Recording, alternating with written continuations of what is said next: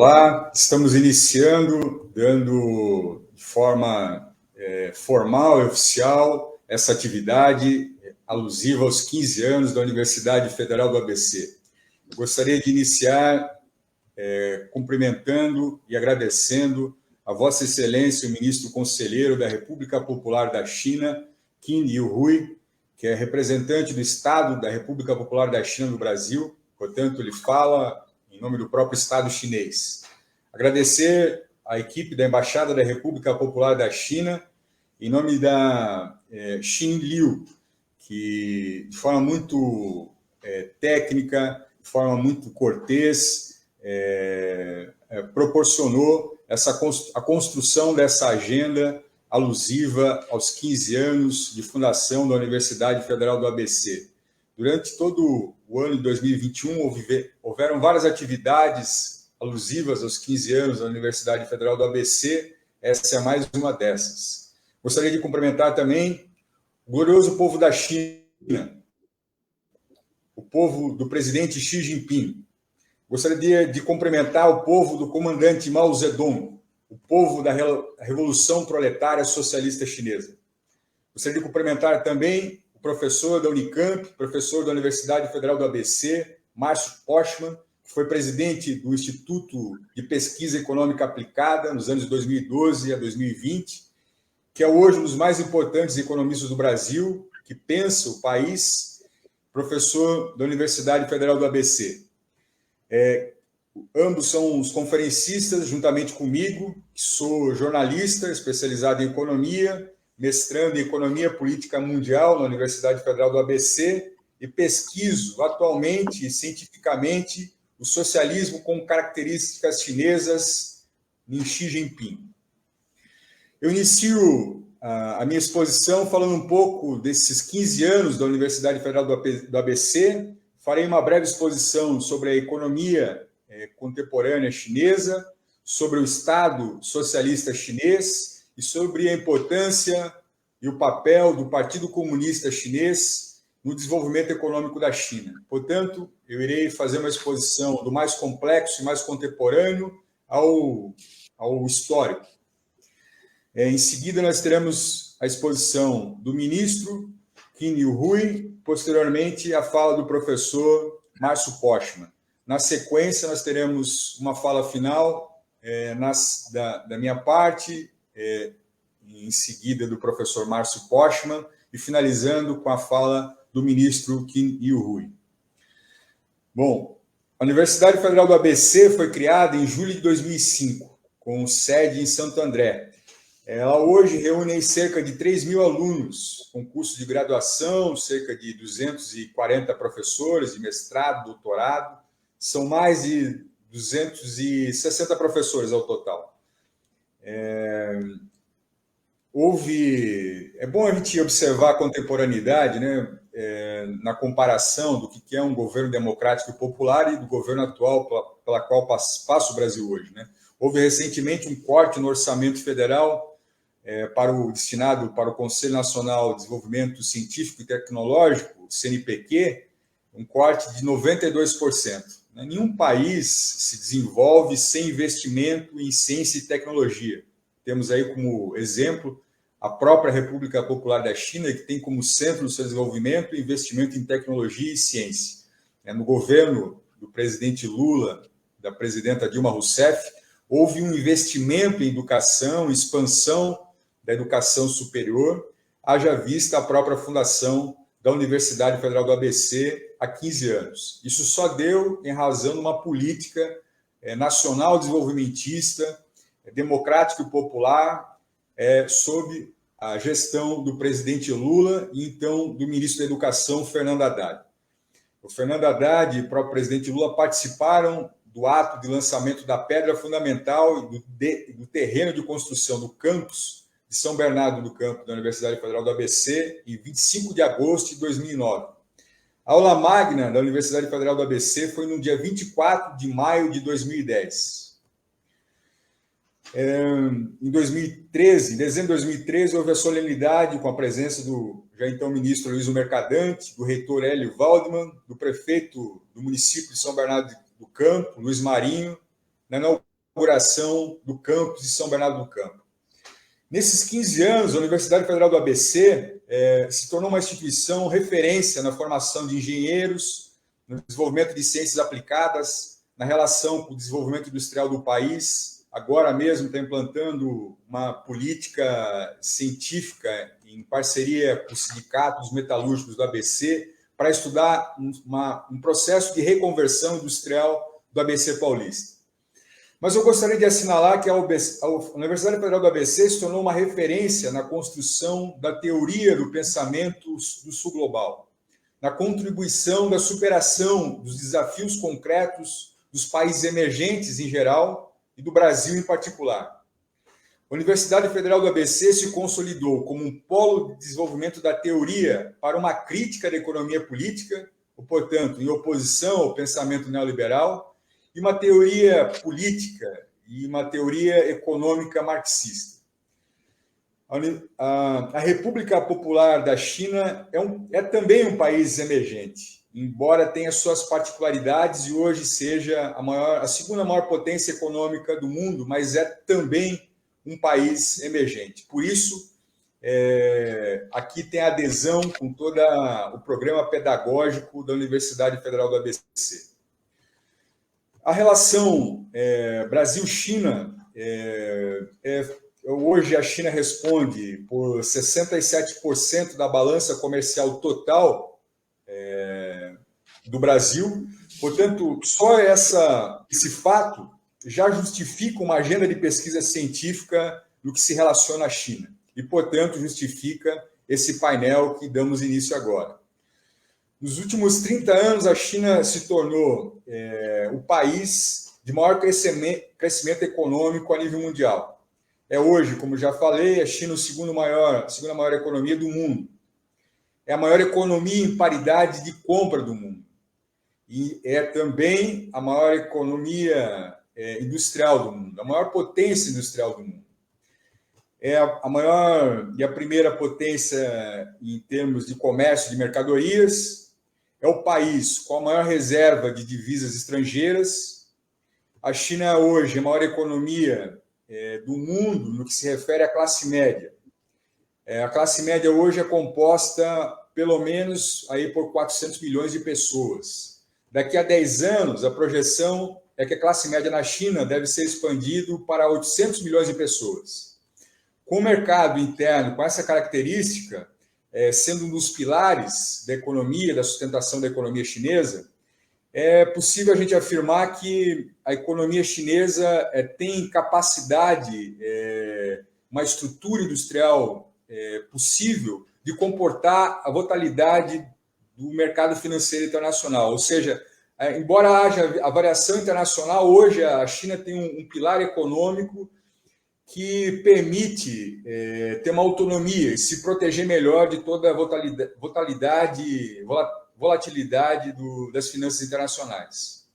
Portanto, a China tem as condições para manter essa trajetória de crescimento e vai continuar contribuindo com a economia mundial. Segundo a projeção de todas as instituições econômicas e financeiras do mundo, nos próximos 20 anos, a China vai continuar a ser o principal contribuidor para o crescimento econômico mundial. Nesses 20 anos, a China projeta em se tornar um país socialista moderno, onde hoje tem uma renda per capita de 10 mil dólares e projeta para 2035, provavelmente, um PIB per capita de 20 mil dólares. O gigante asiático passou, em 2020, em algumas aferições, a uma renda per capita de 16 mil dólares. Para a gente ter um comparativo, o Brasil, que tem uma população muito menor, tem uma renda per capita de 14 mil dólares em 2020 e teve, em 2011, uma renda per capita de 15 mil dólares. Ou seja, o capitalismo, por esses dados, o capitalismo brasileiro está em decadência, sobretudo em razão da atual política econômica. A economia deve passar, então, por esses dados de renda per capita a ser bem maior do que os Estados Unidos em 2035. O 14º plano quinquenal, que é o plano de 5 em 5 anos, plano estratégico da República Popular da China, tem objetivos ambiciosos, detalhados para a redução de gases estufas até 2030. A perspectiva é chegar a um ponto de equilíbrio da emissão de gás CO2. Aliás, boa parte do 14º plano quinquenal é dedicado à economia verde. Então, há uma previsão de substituição da energia fóssil para a mudança da matriz energética, que estão previstas, portanto, construções de usinas hídricas, de energia solar, energia eólica, e a substituição gradativa do uso de carvão como sua matriz energética. Entro agora sobre o socialismo, especificamente dito, tema central da nossa exposição. A construção do socialismo não tem respostas prontas. Mesmo no caso da China, a China levou muito tempo para aprender as lições, e mesmo hoje a China tenta responder, na prática, à construção do socialismo. A construção do socialismo com características chinesas. Algumas elaborações da minha própria pesquisa atual, eu posso expor aqui que esse caminho é considerado como a concretização prática do socialismo com características chinesas. A República Popular da China, nesses mais de 70 anos de Revolução Chinesa, mais de 100 anos de fundação, que fez agora em julho, importante a gente assinalar, fez 100 anos de fundação do Partido Comunista Chinês, a República Popular da China constituiu um rearranjo de suas instituições do Estado, do sistema político, das forças armadas, jurídicas, distinto do que é o Estado capitalista. Portanto, o arranjo, o formato institucional do Estado da República Popular Chinesa é distinto do formato do Estado capitalista. Isso é decisivo. O Partido Comunista Chinês, através de uma base científica, procurou aprender e absorver lições, as experiências, das conquistas das sociedades socialistas através do mundo e desenvolveu o socialismo com características chinesas, com base na situação da China, na sua realidade. Então, portanto, difere dos países capitalistas ocidentais e também das demais experiências socialistas, que nós chamamos do socialismo real. Mas também a partir do estudo das experiências históricas da prática do socialismo socialista, do sistema socialista de outros países. É necessário observar a maneira na qual os chineses interpretaram o socialismo científico, porque é disso que se trata, não um socialismo utópico, mas um socialismo com base na ciência, socialismo científico. De acordo com Shao Shikui, o socialismo científico é formado por 3 partes, nomeadamente teórica, prática e o sistema. O sistema socialista científico se refere ao construto teórico desenvolvido por Marx e Engels ao longo de suas vidas, a partir da análise crítica do capitalismo que ficou conhecido como materialismo histórico e o materialismo dialético, denominado como marxismo. A prática, a teoria traduzida no movimento socialista internacional, nas experiências do movimento operário do século XIX, nas revoluções socialistas do século XX, e nas organizações nacionais e internacionais que se orientam pelo marxismo. De acordo com Chuan e Dória, devemos entender o sistema socialista na sua forma concreta. Ou seja, o sistema socialista nasce uma vez que o poder político é capturado pelo proletariado, que em seguida funda um país socialista, regido e concretizado nas suas instituições de caráter socialista. Portanto, o socialismo não há um caminho único.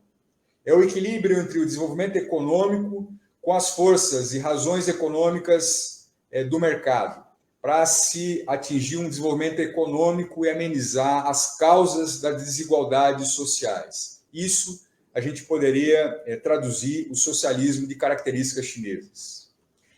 É importante nós apresentarmos também o que é a democracia na China, a democracia socialista, né? A democracia socialista chinesa, eu poderia afirmar, que é uma forma superior de representação popular às democracias liberais. Muito se fala em autoritarismo e coisas do tipo, mas é importante a gente observar que não há apenas um modelo de democracia, não é apenas a democracia liberal. E podemos observar, se a gente não se ater à propaganda contrária ao sistema socialista chinês, nós podemos considerar que é uma representação popular de maior densidade do que as democracias liberais. E eu posso descrever de forma muito sumária alguns dispositivos que nos permitem aferir que é uma democracia de densidade maior do que as democracias liberais, do que a do Brasil, por exemplo. A democracia na China passa por um controle da representação do Conselho Nacional Popular, que permite uma maior fiscalização sobre o seu desempenho, refletindo maior rotatividade dos seus membros do Conselho Nacional Popular, que não existe em outras democracias populares, onde os deputados são eleitos de forma contínua. A democracia, portanto, não é uma patente dos Estados Unidos ou dos países ocidentais, determinados por um país para se apresentar como um valor para toda a humanidade, como um valor comum para toda a humanidade.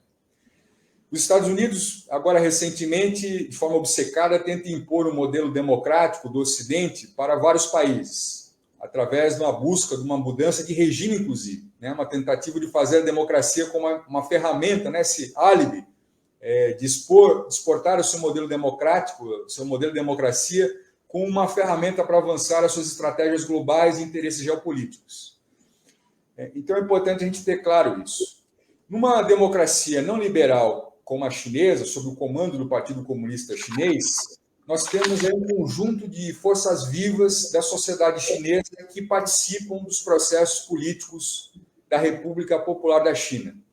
Essa democracia, que se desenvolve desde o nível da base, contando com a aldeia, distrito, bairro, elege seus representantes a cada 5 anos. Elege seus representantes locais, inclusive.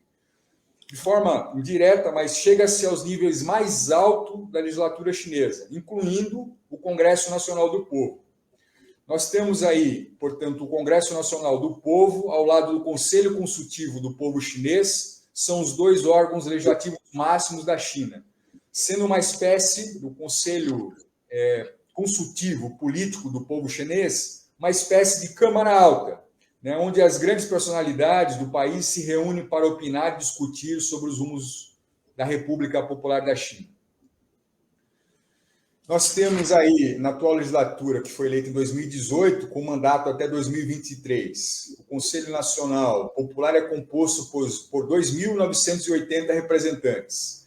Desses, 2.094 são membros do Partido Comunista Chinês, e os 886 dos outros partidos políticos, e sem partido que formam a chamada Frente Unida. Lembrando que o Conselho Nacional Popular ainda conta com a composição de outros 8 partidos, portanto, essa afirmação do partido único é uma inverdade. É interessante notar que na China há 2 casas legislativas do país, que reúnem-se por apenas 15 dias por ano na capital do país, Pequim. Isso significa que nos outros 350 dias do ano, os representantes eleitos do Conselho Nacional Popular vivem e militam nos trabalhos de base. Isso garante um controle político aos representantes por parte da base, por parte do povo, o que não existe no Ocidente, o que não existe no Brasil, por exemplo. Você elege, a via de regra, um deputado, ele fica 4 anos em Brasília, volta a aparecer na sua base só no período eleitoral. Isso é muito comum no Brasil. No Ocidente, os deputados são eleitos de forma direta e somente voltam a aparecer na base na véspera das eleições. Agora eu vou falar um pouco sobre o Estado chinês e a modernização do socialismo chinês. Documento recém-publicado pelo Partido Comunista Chinês, desde 2014, vem sendo feitas reformas judiciais, ou seja, uma reforma do judiciário, ao longo do alcance para, ao mesmo tempo, em que sublinha o papel dominante da Constituição no sistema legal do país. Desde 2014, o Partido Comunista da China emitiu um novo plano de ação para a constituição do que denomina o Estado de Direito Socialista, na segunda maior economia do mundo, né? Nós podemos caracterizar o cuidado que o Partido Comunista Chinês tem nessas reformas legais para oferecer aos juízes uma independência e, ao mesmo tempo, apresentar a liderança do Partido Comunista Chinês no sistema político. O Estado socialista, né, que nós podemos aí denominar um Estado de mercado socialista com características chinesas, podemos caracterizar aí que até os anos 80 os meios de produção, distribuição de crédito e todas as empresas eram de propriedade estatal, tanto as urbanas como agrícolas. O Partido Comunista definiu, a partir dos anos 80, um processo de abertura e reforma da China, onde passou a coexistir várias formas de propriedade econômica, tanto o setor privado como o setor estatal, o setor coletivo, etc. O Partido Comunista Chinês conseguiu identificar que, a partir das ciências econômicas, não há nada que comprove a eficiência de uma economia onde você extingue por completo o mercado ou a propriedade privada, né? Observando isso, revigorou a sua economia, fazendo uma coexistência da propriedade econômica, privada e estatal. A trajetória, portanto, da abertura da República Popular da China nos últimos 40 anos nos ensina uma lição fundamental, ou seja, é sempre importante e fundamental planejar e usar o papel orientador do Estado para incentivar o dinamismo do setor privado. Não há nenhum governo que não intervenha na economia, intervém de alguma forma.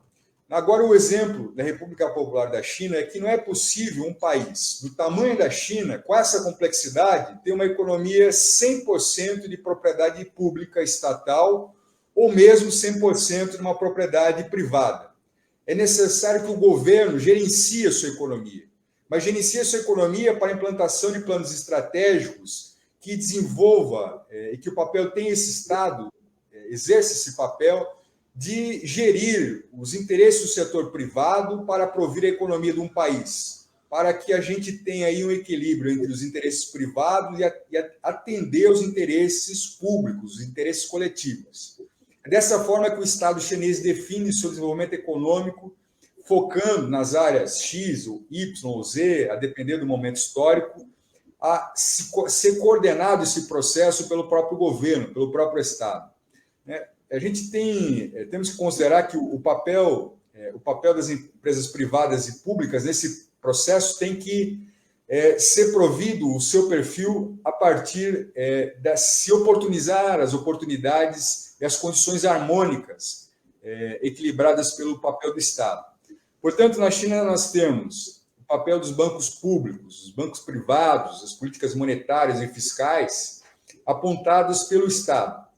Quais são as prioridades, como é que se fornecem créditos e se prioriza o fornecimento de crédito e as condições favoráveis para as empresas que investem no desenvolvimento e pesquisa científica e econômica. Temos ainda, podemos citar, as zonas especiais, as zonas francas de desenvolvimento.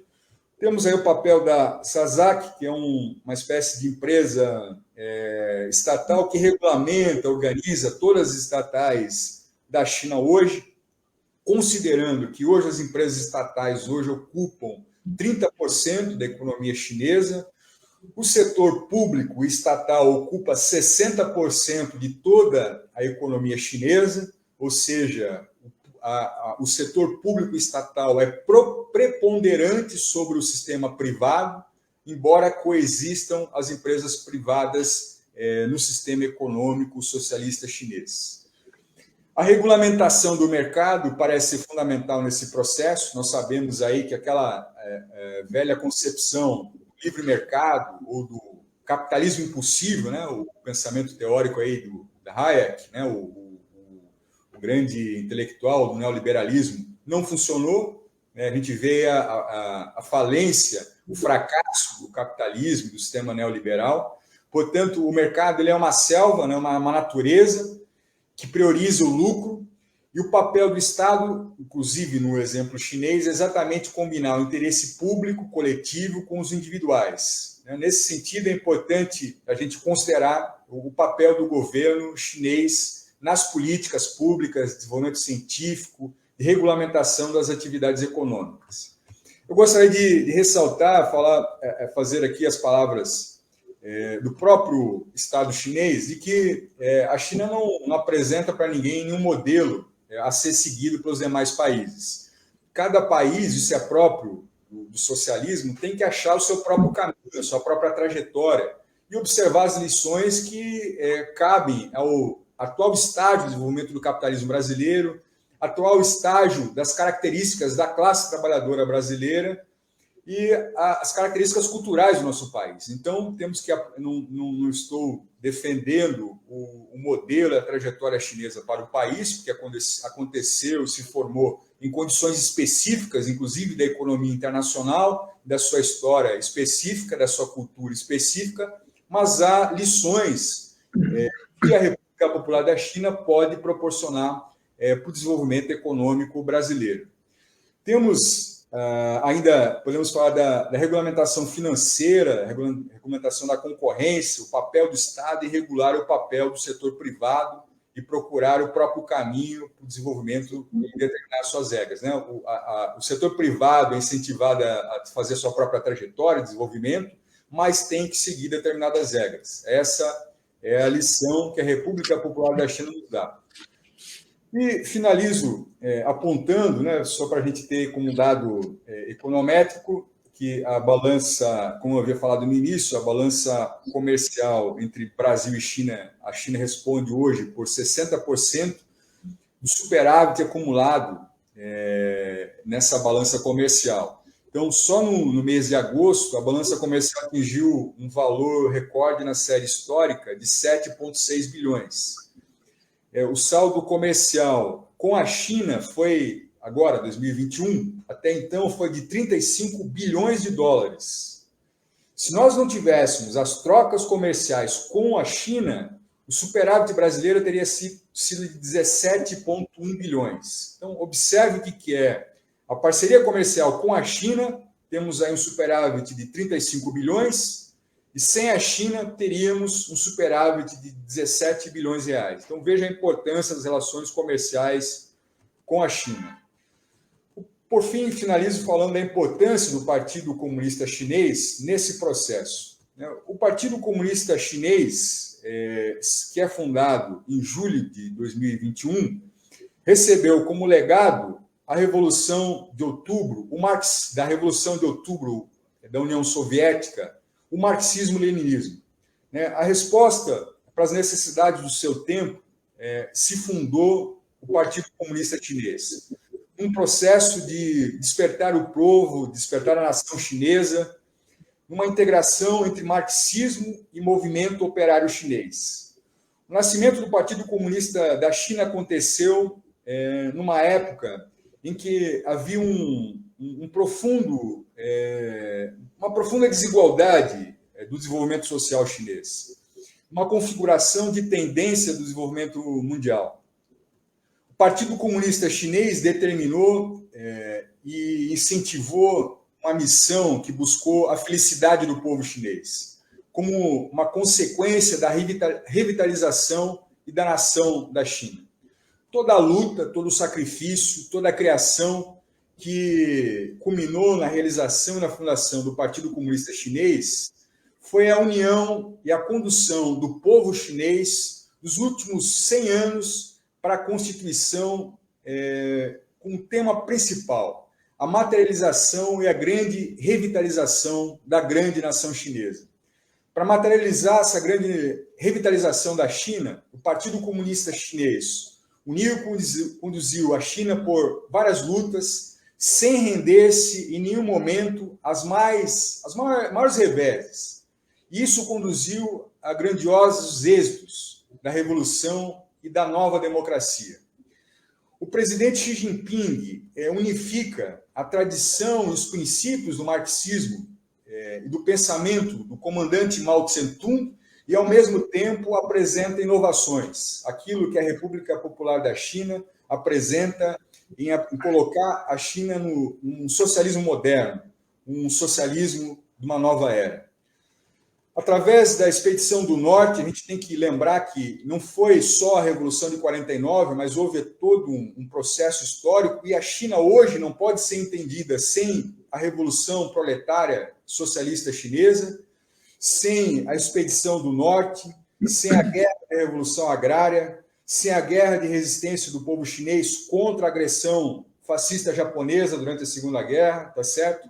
Contra a guerra de libertação, aliás, pela guerra de libertação, o combate contra-revolucionário, foram essas grandes lutas contra o imperialismo, para derrotar o feudalismo, para derrotar o capitalismo burocrático e fundar a República Popular da China, que nós entendemos o êxito do Estado Socialista Chinês, o êxito da República Popular da China. Para materializar essa revitalização da nação chinesa, o Partido Comunista Chinês uniu, conduziu e apoiou, com seus próprios esforços e a sua luta, a prosperidade da sua pátria, a conquista de grandes êxitos da revolução e a construção do socialismo. Dessa forma, finalizo minha exposição inicial e passo a palavra para Vossa Excelência, o senhor ministro Qin Yuhui.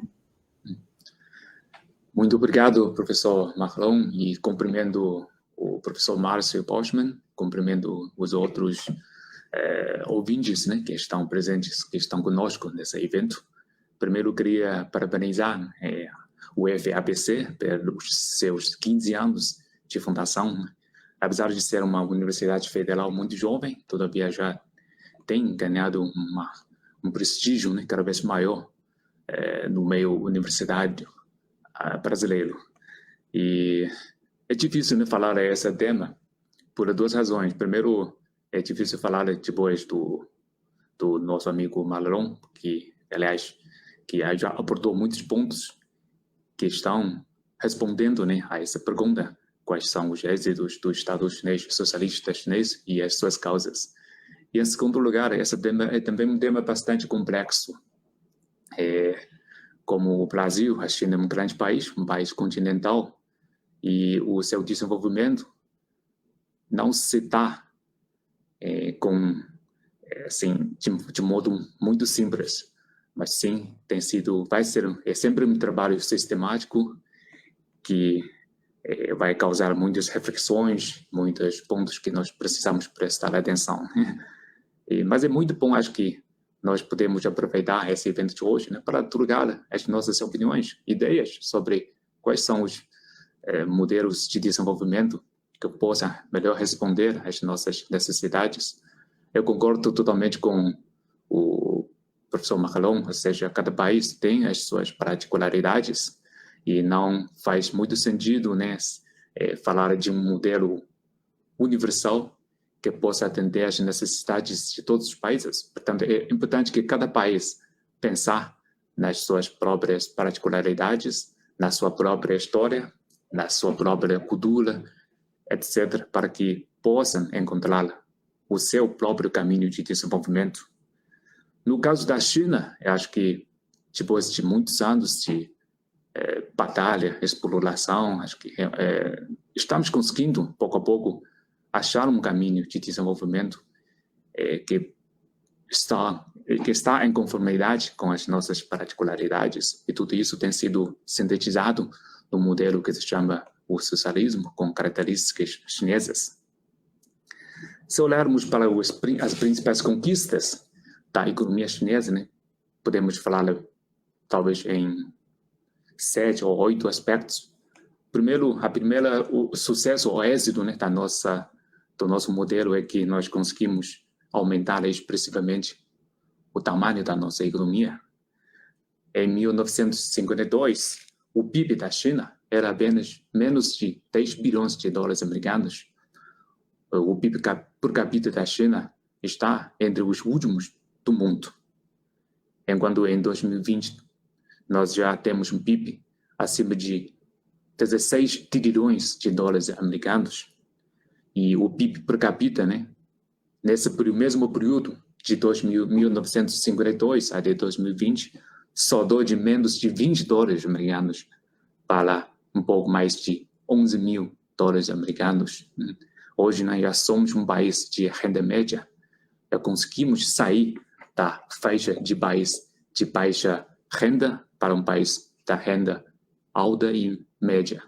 Esse é um saldo histórico, sobretudo ter em consideração o nosso tamanho e o baixo grau de desenvolvimento que a China se encontrava na década de 50 do século passado.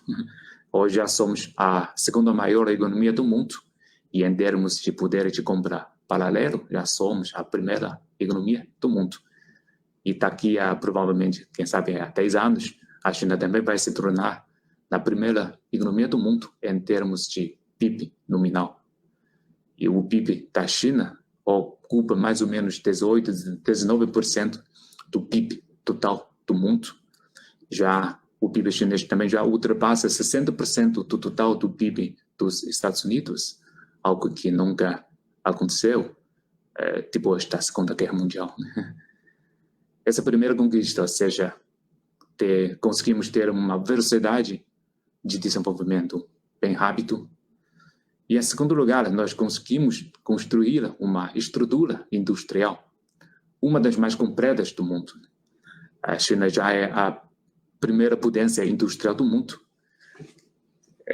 Somos, segundo dizem, né, somos o único país que conta com todas as indústrias classificadas pela Organização das Nações Unidas. Os produtos fabricados pela China, 220%, né, já estão na primeira posição do mundo. Ou seja, somos o maior produtor de mais de 220 produtos industriais do mundo.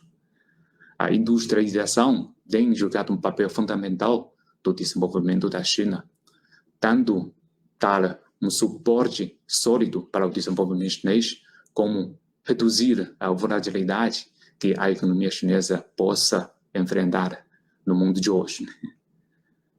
Em terceiro lugar, a infraestrutura da China tem sido uma das chaves que também explica o sucesso econômico chinês. Temos a maior malha de trem-bala em operação do mundo, com 38 mil quilômetros de extensão, ocupando 2/3, né, do total das linhas de trem-bala em operação do mundo. Temos também uma das maiores malhas de autoestradas ao nível mundial. Além disso, né, temos também os maiores portos, os maiores aeroportos do mundo. Tudo isso consegue não apenas facilitar o fluxo das pessoas do mundo, a logística da economia chinesa, como também consegue dar um melhor serviço público à nossa população, aumentar o consumo interno dentro da China.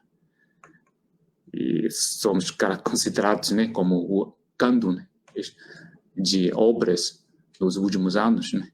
E, portanto, essa infraestrutura também é uma das maiores conquistas da nossa economia nos últimos anos. Em quarto lugar, nós conseguimos também montar um sistema econômico moderno, mas também é um modelo econômico socialista, né, com características chinesas, principalmente composto por os seguintes aspectos. Primeiro, temos um sistema econômico composto por uma mistura de probabilidade econômica. Como o professor Malaron também já explicou um pouquinho, né? O setor privado mais o setor público estão conseguindo construir uma relação, uma interação construtiva na nossa economia. Enquanto empresas estatais ocupam 50% da nossa economia, o setor privado, né, consegue criar mais de 60% dos empregos para a população chinesa. E além de ser numerosas, empresas chinesas também estão sendo cada vez mais competitivas entre as 500 maiores economias do mundo em 2020. Né? Entre essas 500 maiores, 135 são empresas localizadas na China continental e em Hong Kong. Se incluir empresas localizadas em Taiwan, da China, empresas chinesas ocupam 143 assentos nessas 500 maiores empresas do mundo. Além de duas principais categorias de propriedade econômica, nós também conseguimos montar um sistema de distribuição de rendas, né, no nosso sistema econômico, composto por o principal modelo de distribuição é conforme o seu trabalho e serviço prestado, mas também estamos diversificando esses modelos de distribuição, focalizando mais na segunda distribuição e terceira distribuição das rendas, para que as rendas possam ser mais igualitárias e que possam promover uma prosperidade comum. Esse é o quarto lugar, ou seja, já estamos conseguindo montar um sistema econômico moderno, mas também socialista. Em quinto lugar, somos já hoje uma das maiores potências na área de ciência e tecnologia e inovação. Ao longo de vários anos, né, a China é o segundo maior investidor na área de desenvolvimento e pesquisa. Temos o maior número de pesquisadores, temos também o maior número de patentes registradas ao nível mundial. Em algumas áreas-chave, né, antigamente a China estava tentando acompanhar os passos dos países desenvolvidos, mas hoje em dia já somos líderes em várias áreas-chave. Por exemplo, 5G, a tecnologia espacial, tripulação com humanas, ciência quântica, sondagem em mares profundos, supercomputação, navegação por satélite, etc. Algumas áreas que também estão diretamente ligadas à vida cotidiana das pessoas. A China também já estão conseguindo avanços significativos, como, por exemplo, aeronaves na aviação civil, né? As aeronaves desenvolvidas por a China já estão sendo testados. Temos também a tecnologia mais avançada no trem-par, a terceira geração de energia nuclear, carros elétricos, etc. Tudo isso tem dado uma sofisticação e uma nova fisionomia, uma fisionomia mais inovadora para a nossa economia. Em sexto lugar, a conquista chinesa na área econômica também se reflete na área social. Hoje já temos a maior classe média, ou a maior classe de renda média ao nível mundial. Temos uma classe de renda média composta por 400 milhões de pessoas. E segundo a nossa previsão, daqui a 15 anos, esse número vai ser dobrado. A causa social sempre ocupa uma posição de destaque nas políticas públicas da China. E sempre colocamos o combate à pobreza numa das tarefas mais prioritárias na construção de uma sociedade que se chama sociedade próspera, modestamente próspera. No ano passado, né, a China conseguiu tirar toda a população da extrema pobreza, o que foi algo inédito na história chinesa. E temos também conseguido avanços significativos na universalização de ensinos obrigatórios. E conseguimos construir também a maior rede de previdência social ao nível mundial, dando mais serviço público e saúde pública à nossa população. E esse êxito do Estado socialista chinês também tem sido refletido no nosso relativo sucesso no combate à pandemia Covid-19. Né? Acho que essa é uma das provas mais recentes, né, das nossas conquistas na área social. Claro, não só na área social, mas também em outras áreas. Né? E em sétimo lugar, o nosso sucesso também está evidente no nosso desenvolvimento sustentável ou no desenvolvimento verde. Né? Nós conseguimos aumentar a cobertura de área verde na China de um pouco mais de 8,6% quando se fundou a República Popular da China, até 23% em 2020. E a participação de carvão no nosso matriz energético foi reduzido de 94% em 1953 a 56% em 2020. E a construção, a civilização ecológica, né, ocupa um dos 5 pilares do nosso desenvolvimento, definido pelas linhas diretrizes do Partido Comunista da China. Portanto, nós conseguimos também muitos êxitos no desenvolvimento verde. E, por último, o nosso êxito também se reflete no maior grau de equilíbrio no nosso desenvolvimento. Nós conseguimos traçar, né, uma configuração geográfica para o desenvolvimento chinês, escolhendo 7 núcleos para melhor distribuir os recursos, para melhor conectar todo o país. Temos, por exemplo, a área de desenvolvimento de Beijing, Tianjin e Hebei. Temos também a área de desenvolvimento ao longo da bacia de Rio Amarelo. Temos também a área de desenvolvimento da delta do rio Zhujiang. Temos também a região do Nordeste e também a área de desenvolvimento integrada composta por Guangdong, Hong Kong e Macau. A ideia é tentar buscar o maior equilíbrio entre o desenvolvimento em diferentes regiões, trazendo um maior dinamismo de desenvolvimento e uma melhor interação entre diferentes regiões geográficas do mundo. Portanto, essas são algumas das principais conquistas que o desenvolvimento chinês tem apresentado nos últimos anos. E tudo isso, acho que é importante para compreender a China, para compreender o socialismo com características chinesas. Nós dizemos que a China tem conseguido um milagre chinês. E esse milagre chinês é composto por 2 vertentes. A primeira vertente é o rápido desenvolvimento econômico ao longo de 40 anos. E outro milagre, outra vertente, é uma longa duração de estabilidade social.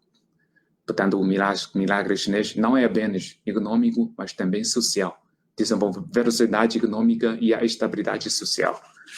Tudo isso não será possível se nós não tivéssemos conseguido achar um caminho próprio para o nosso desenvolvimento, resumido como o socialismo com características chinesas. E para entender melhor o que é o socialismo com características chinesas, eu vou dar algumas ideias complementares, né, ao que o professor Marlon já explicou. Acho que há aí 8 palavras-chave para entender esse socialismo com características chinesas. Primeiro é a chinalização, ou seja, a chinalização de marxismo.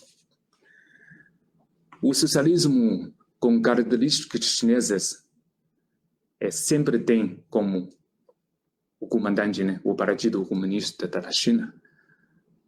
O que o Partido Comunista da China tem sempre buscado fazer é sempre adaptar o marxismo clássico, sobretudo as suas metodologias de pensamento, materialismo histórico e materialismo dialético, né, ao tradições culturais da China e as realidades da China. Ou seja, essa chinalização de marxismo é composto por 3 componentes: as teorias clássicas do marxismo, as tradições culturais históricas da China, mais as características, as particularidades da própria China.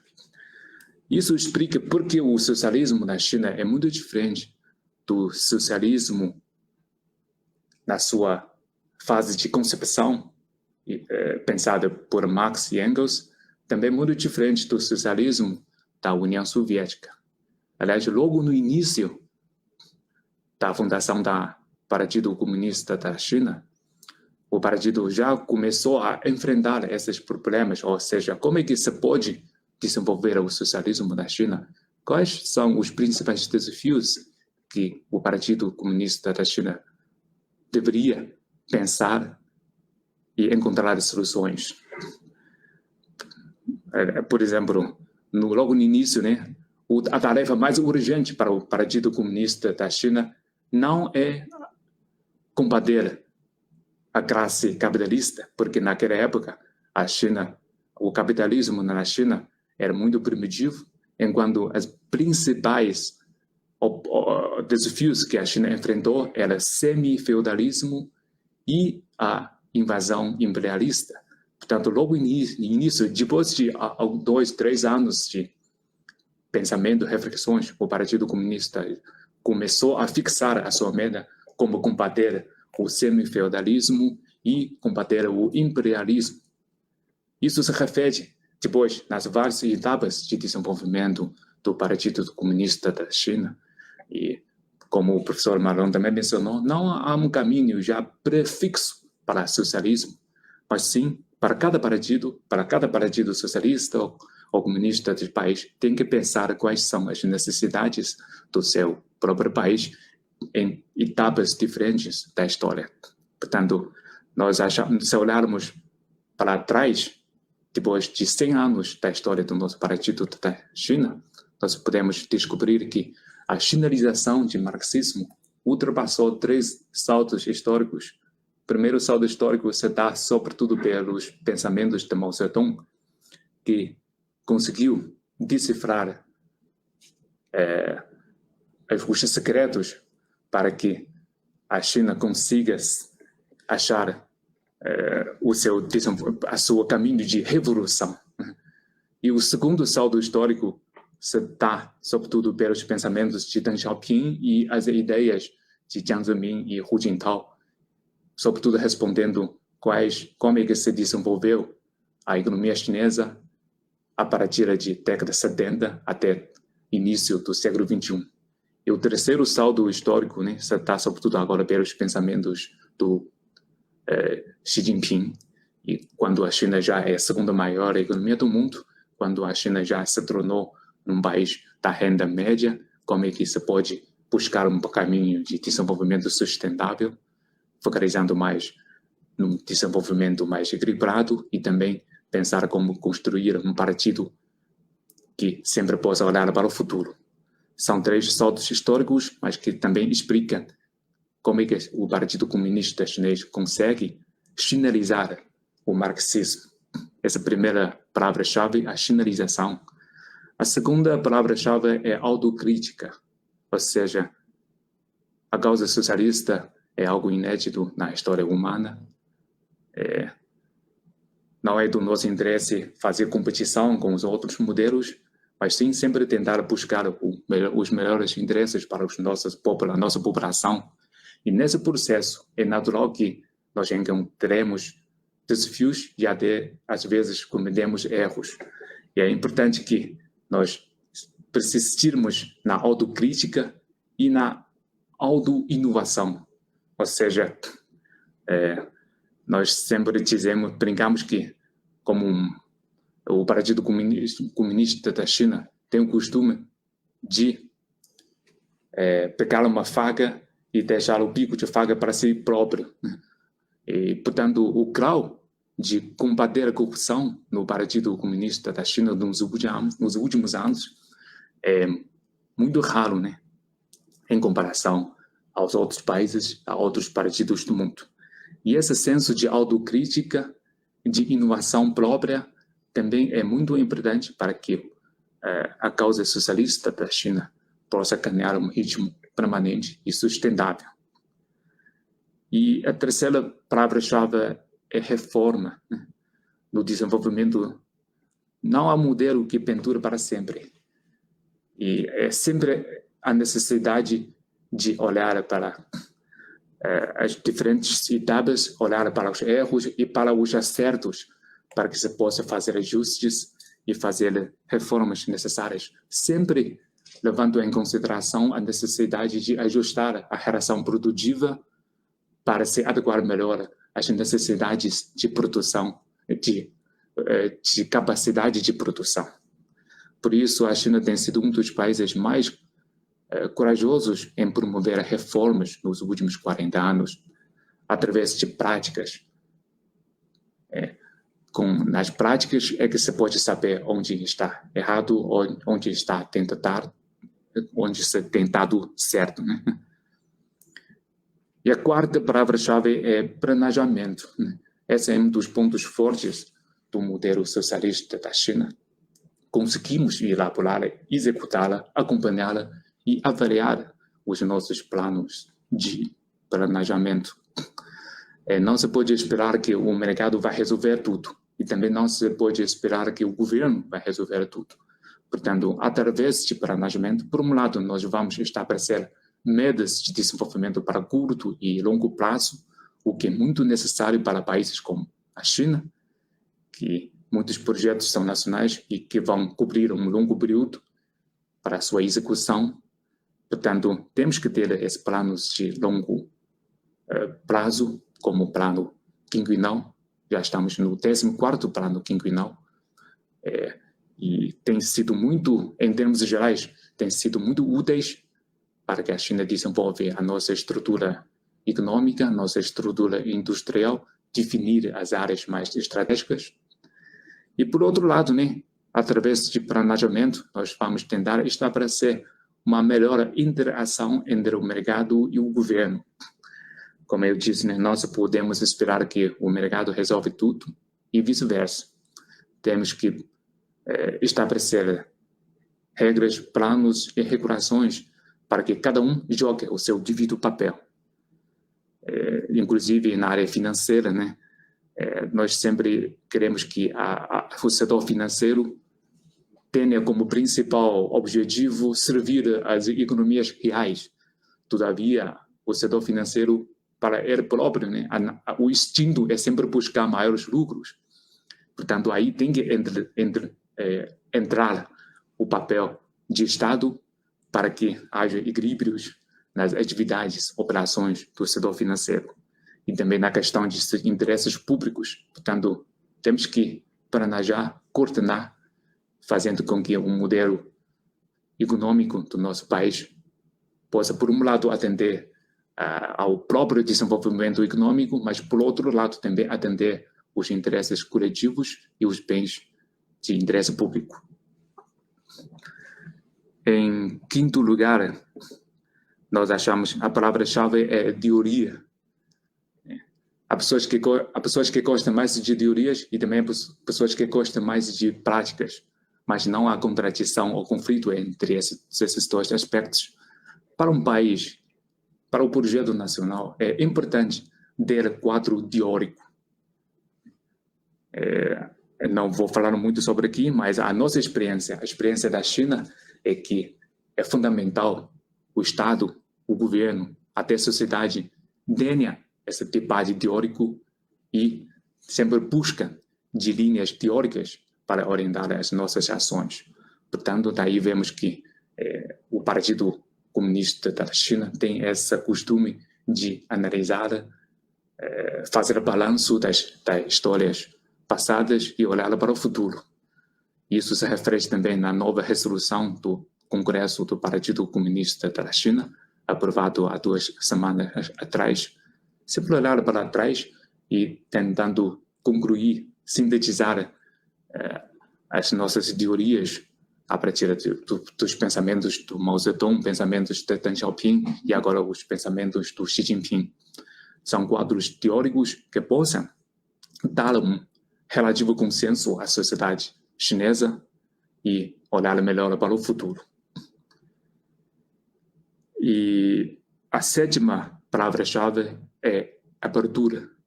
Abertura é também uma das características mais marcantes do socialismo com características chinesas. A China hoje em dia, né, é provavelmente uma das economias mais abertas do mundo. Somos maiores parceiros comerciais para mais de 120 países do mundo.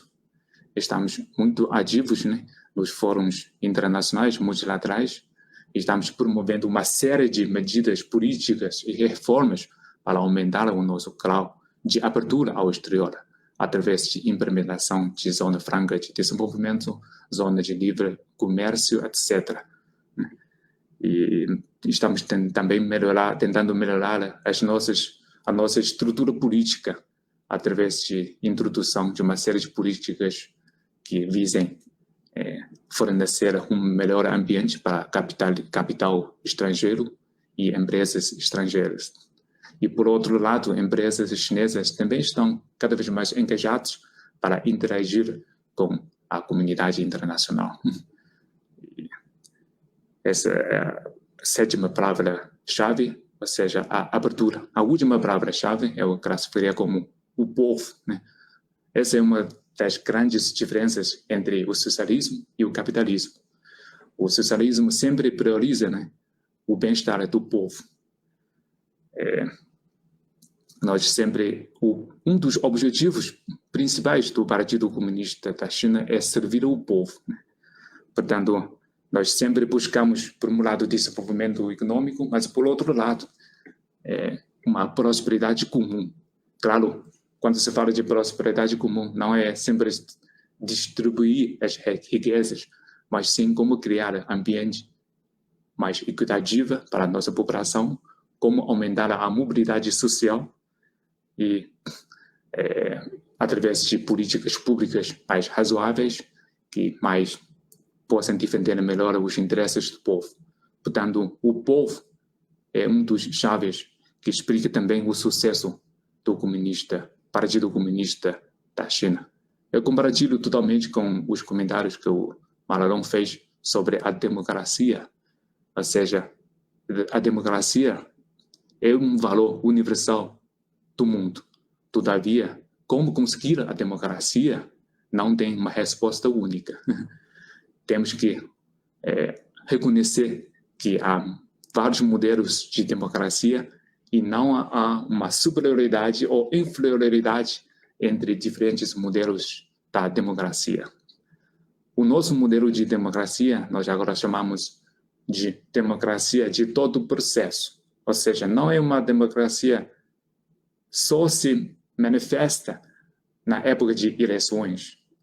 Fora da época de eleição, como é que nós vamos garantir o direito democrático do povo? Como é que o povo pode acompanhar os trabalhos do poder executivo, do poder legislativo? Essa é uma questão que a China está pensando e está também tentando dar uma resposta com as características chinesas, através do conceito da democracia de todo o processo. Além de eleger os deputados para o Congresso e para a Conferência Consultiva Política do Povo, nós também temos uma série de mecanismos que pode dar o direito ao povo para monitorar os trabalhos dos governos, tanto ao nível central como ao nível subnacional, e também cria mecanismos para que o povo possa transmitir as suas necessidades e preocupações para o processo de elaboração de políticas.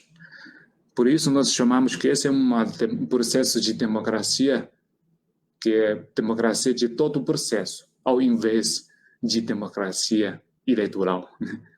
Claro, eu também concordo que nós não estamos eu não estou defendendo que a nossa democracia é melhor que os outros, mas sim temos que reconhecer que temos que olhar para os outros modelos da democracia e, em vez de tomar as democracias ocidentais como a única referência para todo mundo, né?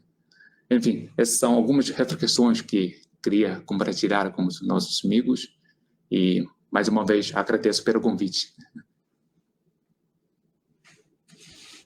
Nós que agradecemos, ministro, é uma honra tê-lo conosco. Nós vamos passar a palavra para o professor de Economia da FABC, da Universidade Estadual de Campinas também, Márcio Postman, e em seguida nós retomamos para nossas considerações finais, finalizando com a conclusão, a fala final do ministro Qin Yuhui.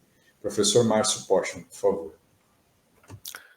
Olá a todos e todos. Estou alegre por participar desse diálogo, muito bem introduzido pelo Marlon de Souza a respeito do Estado socialista, e na sequência também instigante exposição do ministro Qiu acerca de questões muito concretas que vive a República Popular da China. Meu papel aqui, de certa maneira, é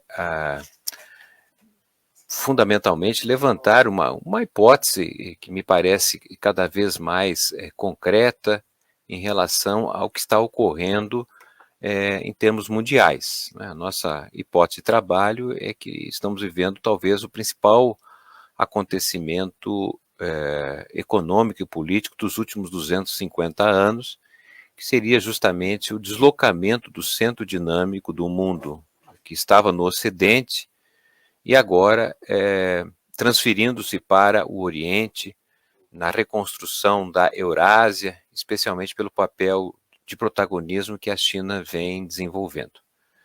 E para, de certa maneira, materializar essa hipótese teórica, nós vamos muito rapidamente aqui chamar a atenção para os 3 aspectos importantes que caracterizam essas últimas 4 décadas, o final do século XX e a passagem para o início do século XXI, e por fim os aspectos referentes às características do próprio deslocamento do centro dinâmico do Ocidente para o Oriente.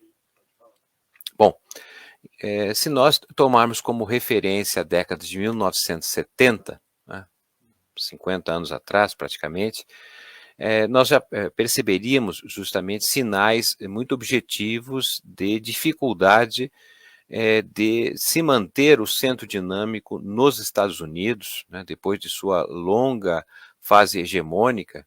Os Estados Unidos já são a principal economia do mundo na virada do século XIX para o século XX, e após a Segunda Grande Guerra Mundial fica claro a importância inegável dos Estados Unidos, que responde por mais de 2/3, né, do estoque de ouro, principal economia produtora e exportadora do mundo, um sistema tecnológico muito avançado, a organização da produção e do trabalho, etc. Mas na década de 70 há 3 sinais muito interessantes que, de certa maneira, caracterizam o enfraquecimento desse exercício hegemônico que vinha sido constituído no bloco de países capitalistas, né? Porque havia, como sabemos, um outro bloco, o bloco socialista, conduzido basicamente pela experiência da União das Repúblicas Socialistas Soviéticas, né? Chamada Guerra Fria, que predominou entre 1947 e 1991. Bom, mas o que é importante chamar a atenção é que os Estados Unidos convivem com 3 problemas muito significativos. Em 1973, não é, a moeda de curso internacional, o dólar, deixa de ter conversibilidade ao ouro. Isso é um baque importante do ponto de vista do que representava o dólar como uma moeda de curso internacional. Nós temos em 1975 a guerra do Vietnã, que se encerra com uma derrota militar dos Estados Unidos, aquele que tinha o principal exército, as principais forças armadas do mundo. E a terceira sinal de fraqueza se dá diante da própria Revolução Iraniana, o rompimento, digamos assim, com o Irã e as dificuldades que os Estados Unidos passam a ter do ponto de vista da sua matriz energética, dependente do petróleo, especialmente do Oriente Médio. Então, esses 3 elementos, de certa maneira, levam a se pensar na segunda metade dos anos 70 e nos anos 80 como, na verdade, uma possibilidade tanto da Alemanha ou do Japão virem a suceder a importância, o centro dinâmico que representava os Estados Unidos. Não é? Mas há um fato marcante que é com a ascensão do governo de Ronald Reagan. Isso até já tinha começado já no final do governo Carter, com a ascensão do presidente do Banco Central, Paul Volcker, que promove a chamada diplomacia do dólar, que foi uma elevação brutal da taxa de juros, fazendo com que, de certa maneira, a liquidez internacional convertesse para os Estados Unidos em função da elevada taxa de juros, permitindo que os Estados Unidos viessem a se refinanciar através do que foi hoje conhecido como financiarização, por exemplo, ou mesmo o próprio neoliberalismo.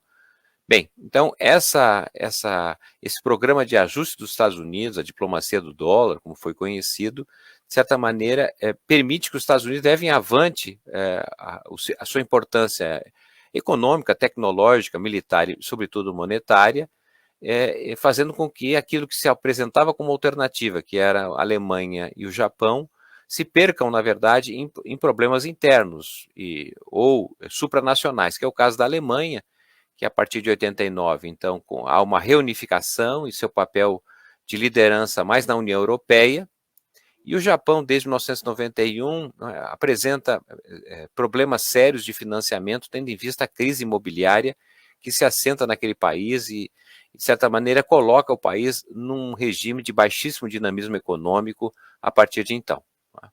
Bem, e temos um segundo elemento importante, que é justamente o fim da Guerra Fria, a partir de 1991, com o desmoronamento da União Soviética, tendo em vista a corrida armamentista que se deu já no governo de Ronald Reagan, a partir de 1983, com o projeto Guerra nas Estrelas, que representa um acirramento da competição armamentista e militar, e que faz com que, de certa maneira, a União Soviética se inviabilize em função dos constrangimentos financeiros que esta guerra vai, de certa maneira, impor na corrida armamentista. Bom, então nós temos, a partir dos anos 90, um segundo elemento importante, que é, de certa maneira, aquilo que alguns vão denominar como um império, de fato, os Estados Unidos, sem nenhum paralelo. Não tem mais a União Soviética, não é?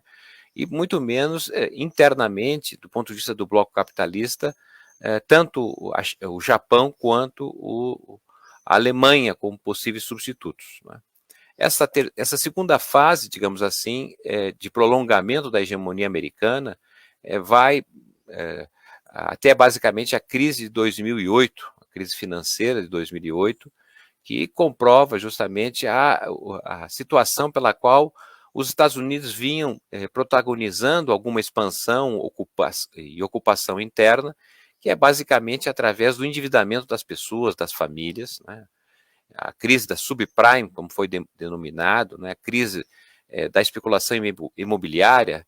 Bom, tudo isso vai demonstrar que, na verdade, os Estados Unidos já estavam muito fracos, embora isso não era perceptível, e a partir da crise de 2008, a tentativa de sair da crise, na verdade, através do quantitative easing, né, através de emissões monetárias, de compra de dívida, a inundação de dólar novamente interna e externamente, não demonstra suficiente para voltar a recuperar a economia dos Estados Unidos, né, e, de certa maneira, acirra e estimula a própria financiarização, os ganhos financeiros, e se apresenta, de outro lado, um bloco de países denominados BRICS, né, que se apresentam, na verdade, como tentativa de superação da crise, com fortes investimentos internos, né, como políticas anticíclicas de infraestrutura, por exemplo, no qual o Brasil, inclusive, fez parte, mas, inegavelmente, e de forma muito mais avantajada, a China, mesmo comparando com a Índia e a Rússia, um pouco da África do Sul.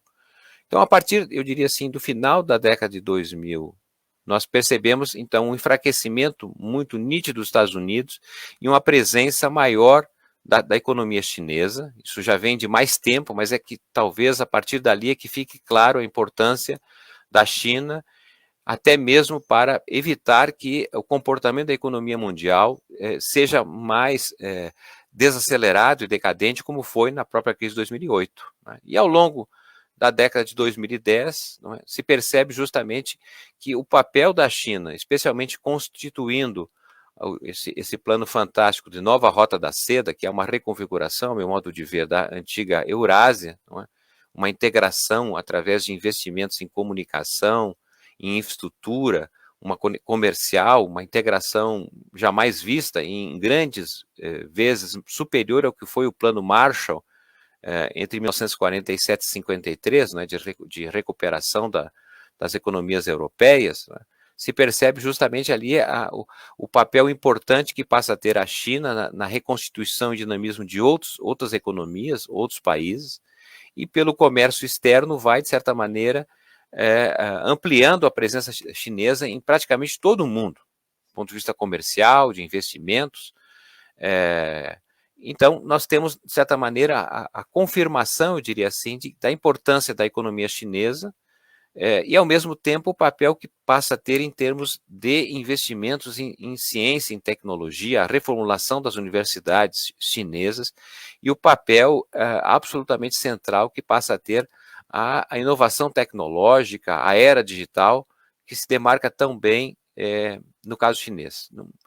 Numa oficina que participamos com representantes estudiosos da China, da Academia de Ciências Sociais, ficou demonstrado, por exemplo, que cerca de 40% da economia chinesa hoje já está assentado na era digital. Independente dos setores, há avanços inegáveis, superiores a qualquer outro país do mundo. Então, isso, para meu modo de ver, olhando as últimas 4 décadas, a gente tem esses 3 características marcantes, que são tentativas de reação dos Estados Unidos, mas atualmente nós percebemos uma grande dificuldade, não obstante o papel que o governo Biden está tendo de tentar reativar a economia agora em novas bases pelo investimento, mas está muito atrasada quando comparada com o que nós percebemos na China. E para encerrar, eu queria ainda destacar muito rapidamente, quer dizer, as características diferentes desse deslocamento do centro dinâmico para a China. Tá?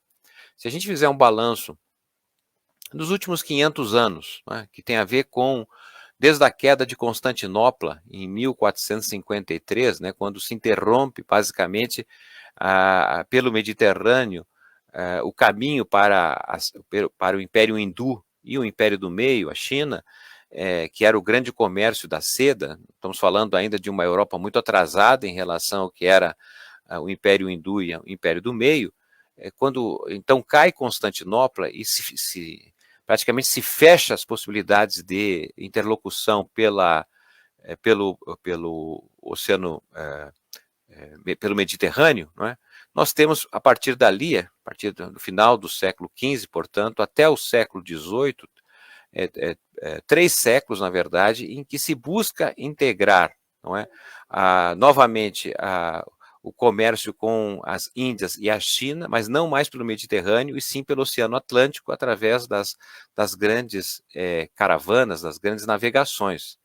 E essas grandes navegações, não é, vão permitir, na verdade, criar a América, não é, através do sistema colonial europeu mercantilista, que por 3 séculos, na verdade, integra, talvez na primeira experiência de cadeia global de valor, né, que é a integração do continente africano, do continente americano e a Europa, através, de um lado, não é, da mão de obra escrava africana, com os sistemas de plantation na América e o deslocamento, o consumo dessa produção na Europa. Tá? Isso é uma demarcação dos últimos 300 anos, e mesmo depois com a consolidação do capitalismo, a partir da centralidade que tem a Inglaterra e a importância que passa a ter, não é, a produção industrial, a revolução industrial, a primeira, a segunda revolução industrial,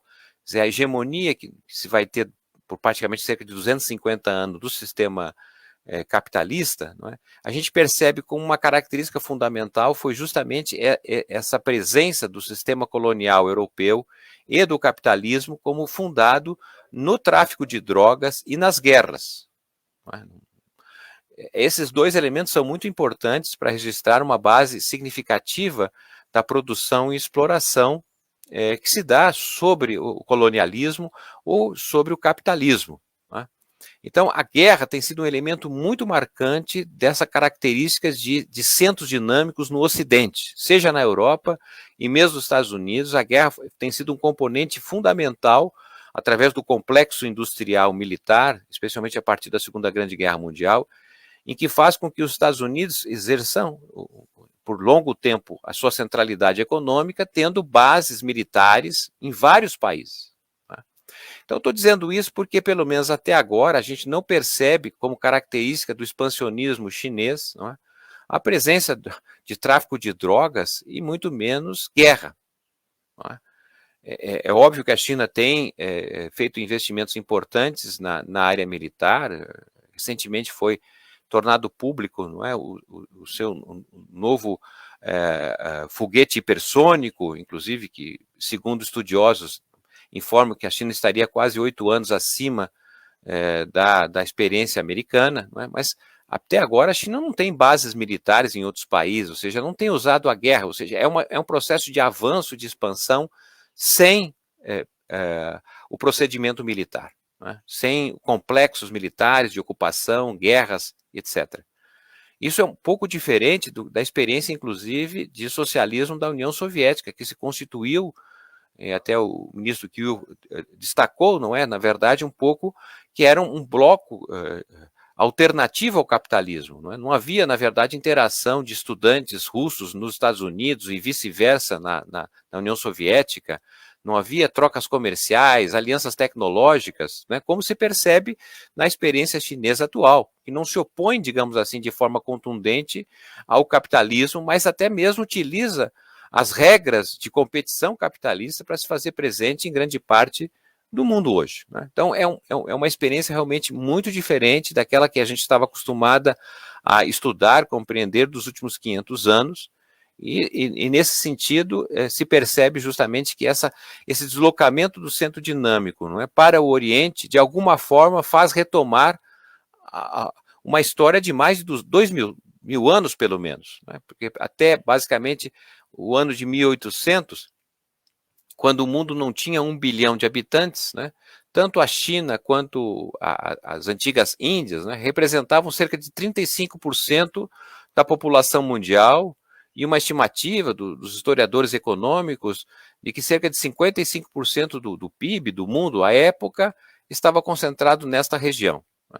Mas isso foi se desfazendo com o deslocamento para o Ocidente. E talvez hoje o que nós estamos percebendo é que ao longo da história, não é, a Europa, o Ocidente terá tido importância e centralidade, mas na verdade num período histórico relativamente pequeno diante da importância que teve histórica e agora, cada vez mais, a importância da China. Marlon, fico por aqui agradecendo mais uma vez essa oportunidade. Obrigado, professor Poschmann. Vou fazer as minhas considerações finais, em seguida passo para o professor Poschmann retomar a palavra e fazer as suas conclusões, e, por fim, o ministro Kim Rui finaliza a nossa atividade, nosso evento de hoje.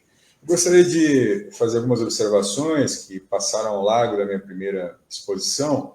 A primeira é observar que a República Popular da China hoje é o país que tem a maior reserva monetária de capital estrangeiro. Isso é um fator importante para a sustentação da sustentação econômica da República Popular da China. No que se refere ao deslocamento do epicentro dos Estados Unidos, do epicentro do capitalismo dos Estados Unidos para a Ásia, eu gostaria de observar, ao que se refere ainda ao formato do Estado socialista da República Popular da China, das suas especificidades, a distinção do Estado capitalista para um Estado socialista. Em particular, no que se refere ao Estado capitalista do capitalismo dependente, né, da periferia do capitalismo, né? Nós temos aí a teoria da dependência do capitalismo, e na qual aponta os estudos mais contemporâneos que o Estado capitalista ele tem uma característica própria, específica, que é a mesma da periferia do capitalismo. E dos capitalismos dependentes, como o Brasil, que construiu sua trajetória a partir de uma dependência do capital exterior e do desenvolvimento associado ao capitalismo internacional, de forma subordinada, inclusive. O que condiciona a trajetória de desenvolvimento do capitalista brasileiro a um capitalismo subdesenvolvido, né, em vários dos aspectos, de forma subordinada ao centro do capitalismo. Isso condiciona a um formato e um arranjo institucional do Estado com especificidades do Estado capitalista dos países centrais.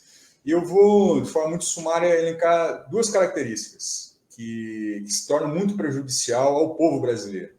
Uma delas é apontada por vários pesquisadores, entre essas eu sinalizaria aí a pesquisadora Ângela Lasanha, na qual aponta, e a Ângela de Souza, na qual aponta o Estado capitalista brasileiro dependente é subordinado, algumas instituições subordinadas ao Estado norte-americano.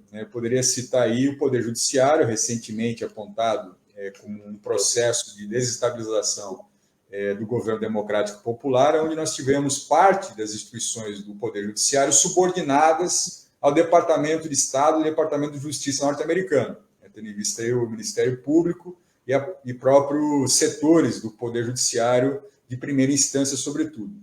E também as Forças Armadas brasileiras, onde temos aí a subordinação de setores das Forças Armadas ao Comando Sul do Pentágono. Isso torna aí torna uma condição do Estado brasileiro totalmente subordinado a uma potência estrangeira, totalmente contrário a uma política de soberania nacional. E essa é uma grande distinção do êxito econômico da República Popular da China.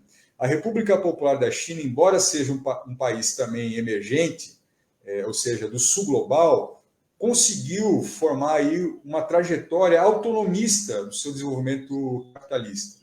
Isso proporciona totalmente o êxito do desenvolvimento econômico da República Popular da China. Esse arranjo institucional do Estado de forma insubordinada aos interesses do capital internacional, sobretudo ao centro do capitalismo. Lembrando, é bom a gente assinalar, o professor Postman discorreu um pouco sobre isso, mas é importante a gente destacar isso. A política exterior, a política internacional da República Popular da China via de regra, de soft power. Não é de uma confrontação com os Estados Unidos, não é uma... Há um debate presente de um certo imperialismo chinês que não corresponde com a realidade, porque nunca houve subjugação de um país estrangeiro, nunca houve a exploração de um país estrangeiro para potencializar economicamente a República Popular da China. Ao contrário, a política internacional da China contemporânea, inclusive, é uma política de cooperação, inclusive com tanto países desenvolvidos, mas sobretudo no sul global.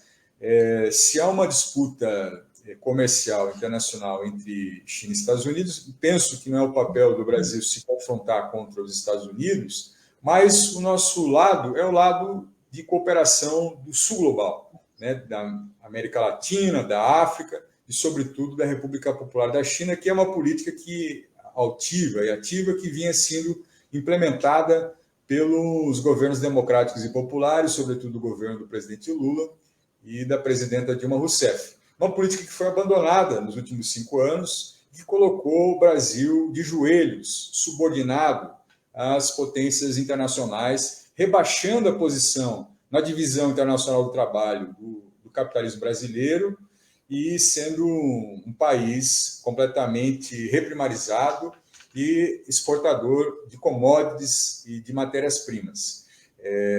Redirecionando a política internacional do Brasil, a gente poderia elevar a posição do Brasil na divisão internacional do trabalho, penso em cooperação com a República Popular da China, numa cooperação com a América Latina e outros países em desenvolvimento, como emergentes, como a própria África. É importante considerar que nessa disputa internacional, a República Popular da China ela se edifica como uma grande referência do movimento operário internacional, do movimento proletário internacional.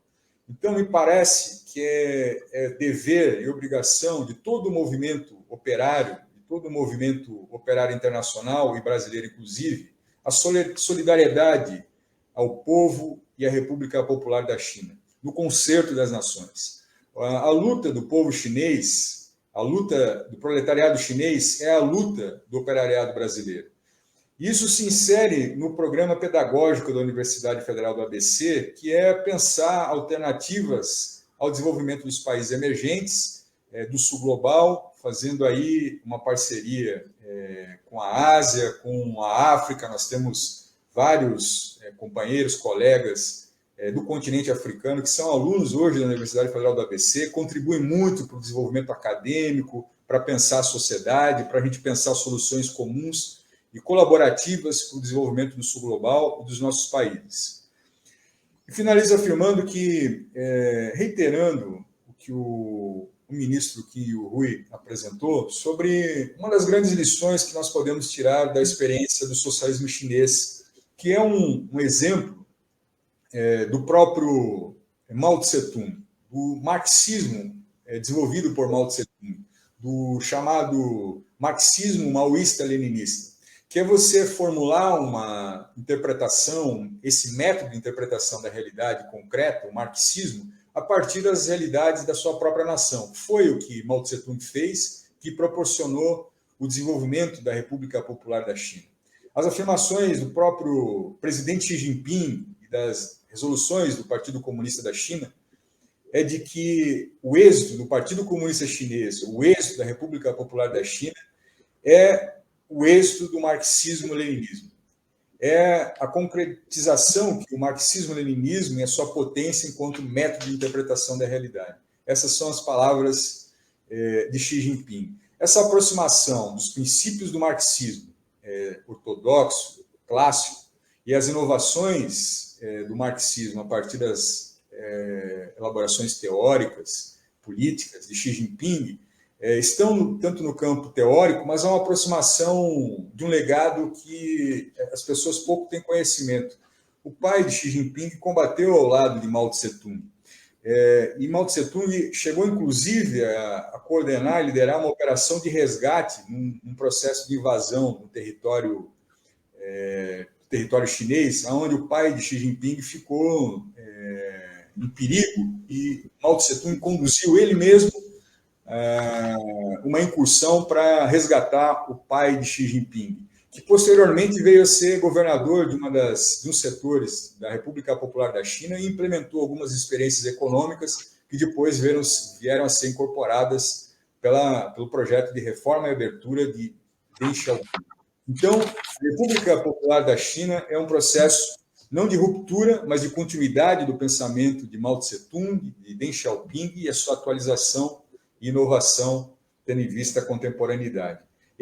Acho que é essa a grande lição, nós observarmos o êxito, o sucesso, a eficiência da metodologia da teoria marxista e a sua aplicação a partir da realidade, da contemporaneidade, das características específicas do nosso momento histórico e da próprio estágio do desenvolvimento econômico do Brasil.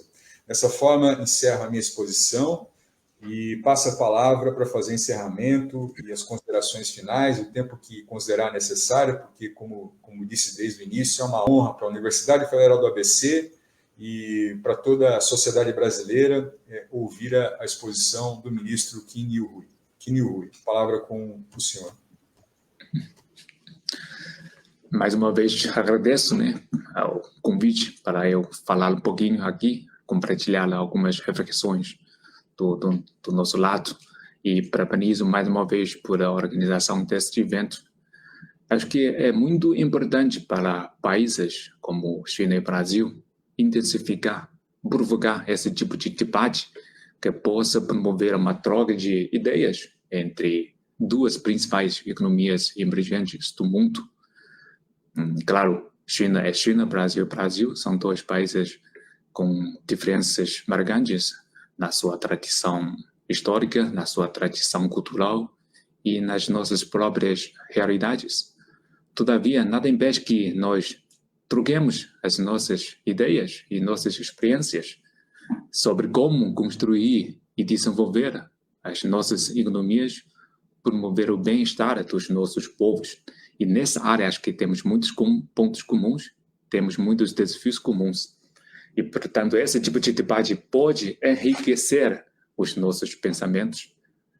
Não é do nosso interesse, do lado chinês, de exportar ou impor o nosso modelo sobre os demais países, mas achamos que a nossa experiência pode servir como uma fonte de pensamentos, uma fonte de ideias que talvez possa enriquecer as ideias de outros países na sua busca do seu próprio caminho de desenvolvimento. Acho que nesse sentido, espero que a nossa discussão hoje tenha contribuído para os nossos amigos do Brasil, de conhecer um pouco melhor sobre a China e pensar também em como desenvolver as nossas relações entre a China e o Brasil. a China e o Brasil como duas economias emergentes. Claro, vamos, por um lado, desenvolver as nossas relações econômicas e comerciais, mas, por outro lado, é fundamental essa aproximação em termos de ideias. Portanto, acho que esse evento é muito oportuno nesse sentido.